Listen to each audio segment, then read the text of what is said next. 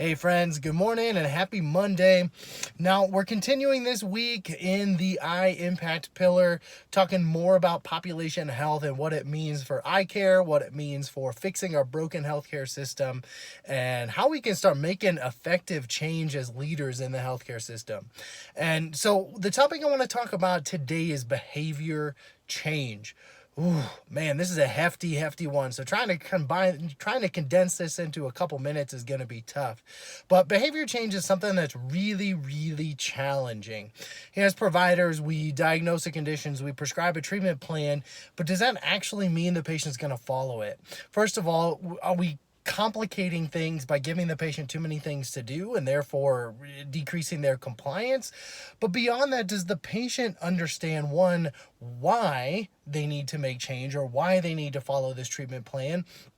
And number two, what are we doing to help our patients make those changes?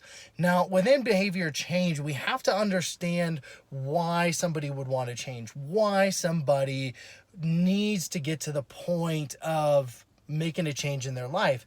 And there's a full 12-step process, and we're not going to go through the full 12 steps, but what I want to talk about just briefly is a skill called motivational interviewing. Now, iLeader teaches doctors how to interview, how to do motivational interviewing with their patients.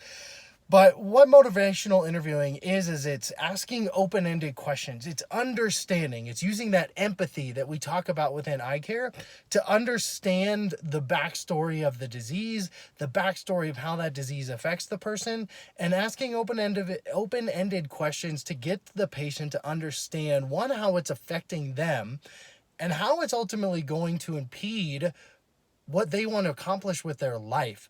And so it's delving deeper. It's asking, like I said, those open-ended questions to get the patient talking, get the patient to address and actually acknowledge what motivates them. Why, say for example, diabetes could threaten their vision, but get the patient to understand. The patient has to get to the point of realizing that they're not going to be able to see their grandchild grow up. They're not going to be able to run after their grandchild or walk down the aisle for their daughter's wedding because of diabetic neuropathy or diabetic retinopathy. But it's not me as the doctor or you as the doctor telling the patient these things. It's walking the patient through the process of acknowledging how the diabetes or how their hypertension or how their chronic condition is ultimately going to affect their life and interfere with what motivates them. It's getting the patient to get there themselves. It's a difficult skill, but it works. It's really beneficial. So again, behavior change is something that's extremely complicated. We try to make it simple. Our patients work to get to the point of being motivated to make change. And ultimately, that's what helps us accomplish that triple aim, the aim of improved health outcomes. Have a great week, guys.